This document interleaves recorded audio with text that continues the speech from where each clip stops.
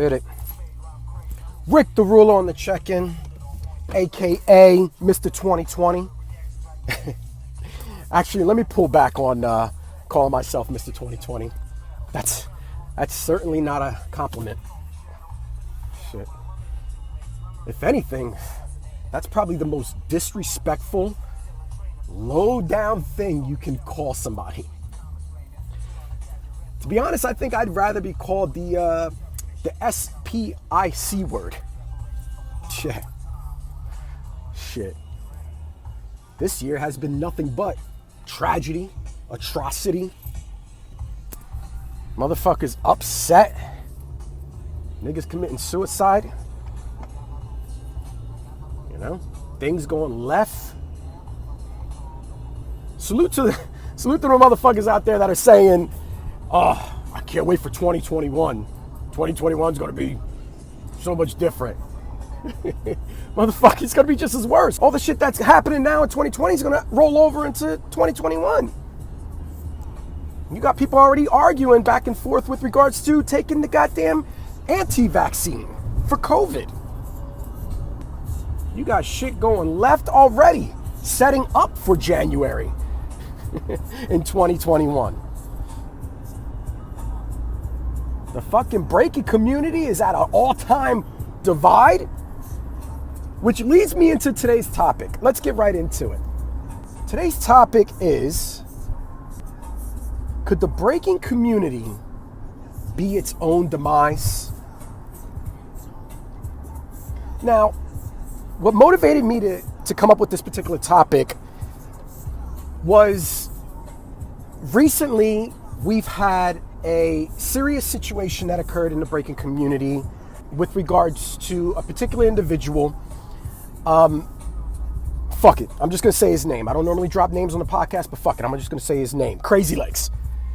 Crazy Legs has been allegedly accused of sexual misconduct in our community.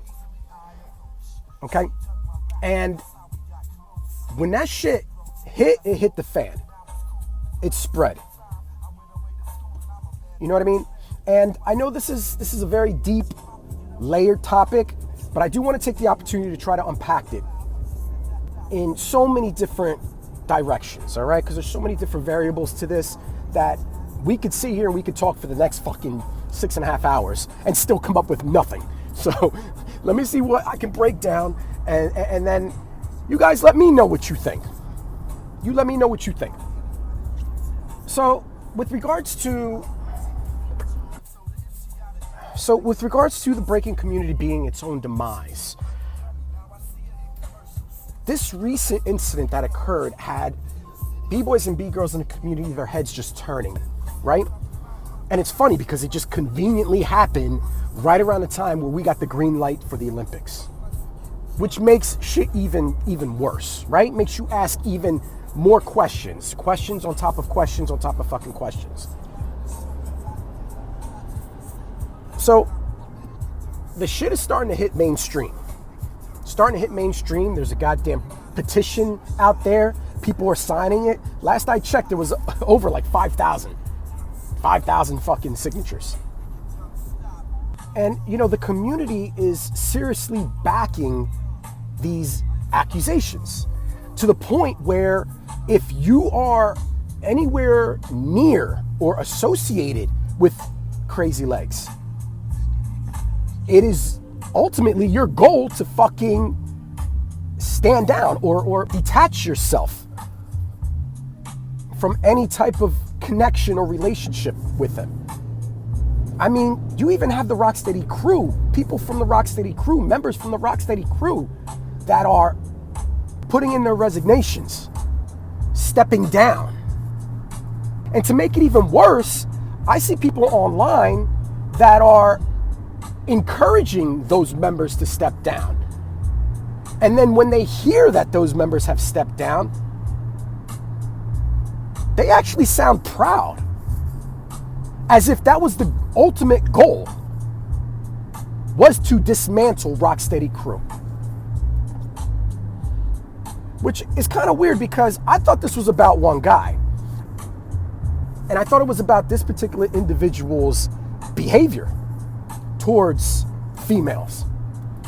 But then again, Crazy Legs has always been an iconic figure. Never mind a pioneer and OG.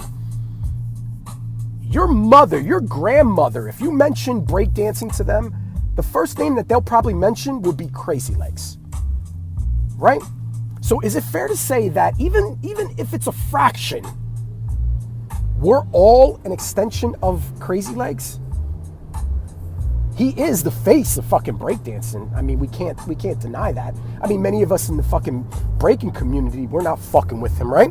Or at least we knew how much of a grimy Bronx nigga he was.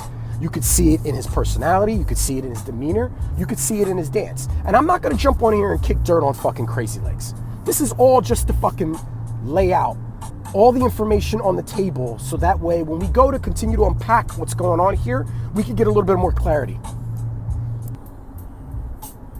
Now, there's always been historical patterns with regards to communities and organizations, specifically black and brown communities and organizations that have had infighting.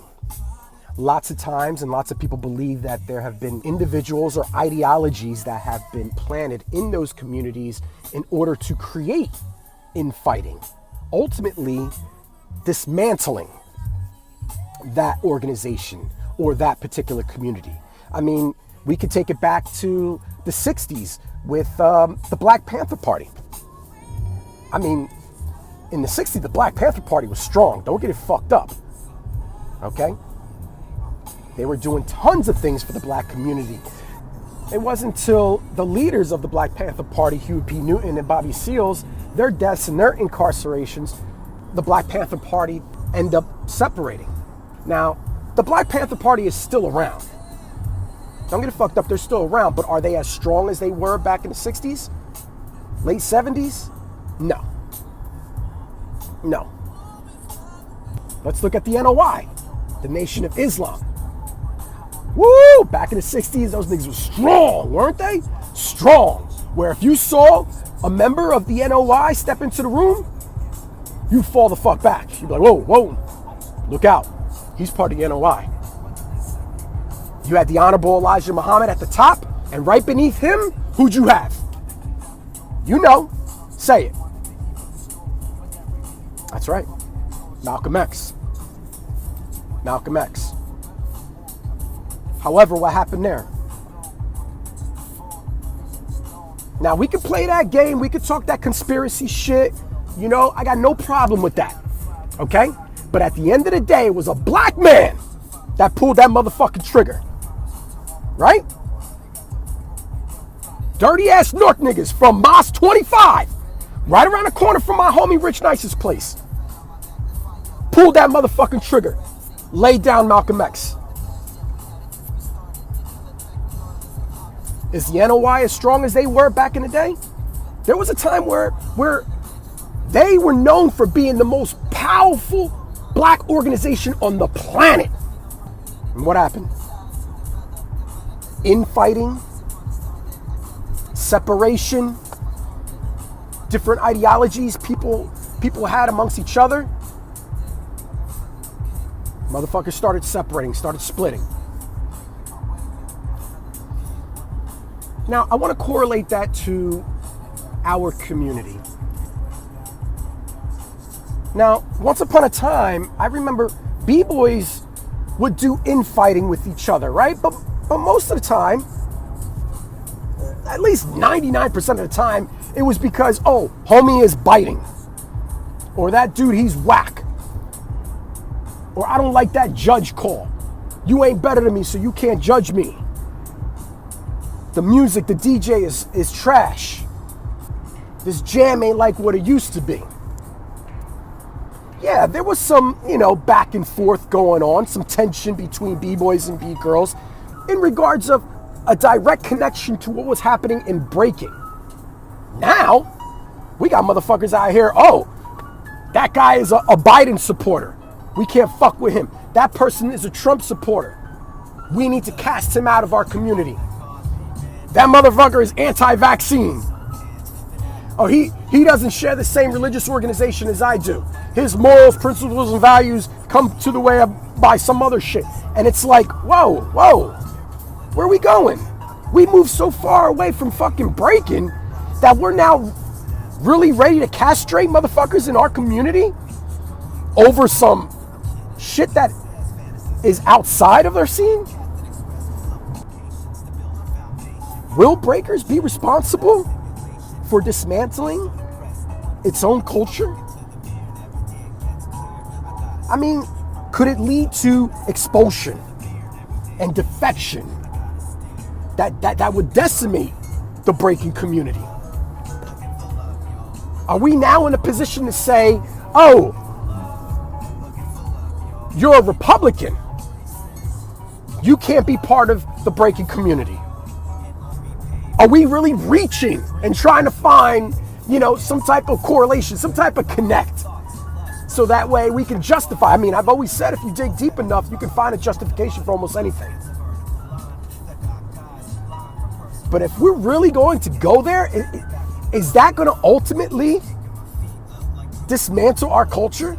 Now, the funny thing was, to bring it back to the Bambada situation, there was a lot of people who canceled out Bambada, even though Bambada's still out there walking the streets with his nuts out.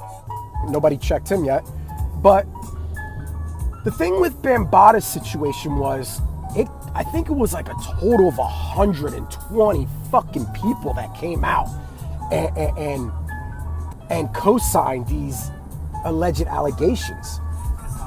And it just kind of veers a lot of people to believe that, whoa, can 120 people that are coming out, could they all be lying? And I think that's what essentially happened in Crazy Legs situation, where one female lit the fuse, and then a bunch of people just started adding to the fire. They started coming out saying, reporting certain situations that occurred. And then you have another side of the community that are saying, listen, wait for the facts to come out. Wait for the facts to come out. But maybe we should all just take a step back and take a look at our community and take a look at our culture and try to understand whether or not, do we have principles? Do we have parameters, guidelines? Are we really all out here just to kind of fucking eat off each other? Kick pillars out from underneath us until it all collapses? Or are we really trying to fix what's going on? Because to be honest, it's only us within our own community that has say-so with regards to any bullshit that goes on, right? It's a scary situation, man. And if we're going to continue to go in this direction where we're now kicking pioneers, influential figures, humanitarians, activists out of our own culture, out of our own community, what do we have left? We're no longer a culture. We're just a genre of dance, a genre of hip-hop dance. That's all. Nothing more, nothing less. There's no principles, there's no values. If we can't even if we don't give a fuck about our own people, then what are we really? I don't know. You tell me. Like, share, subscribe. Check out my Facebook page, Heavy Duty 25. I'll be posting up an exclusive, very, very soon. Give you guys something to think about. And if not, hit me up behind the scenes. Let me know your thoughts, your perspectives. Rick the Ruler signing off. Peace.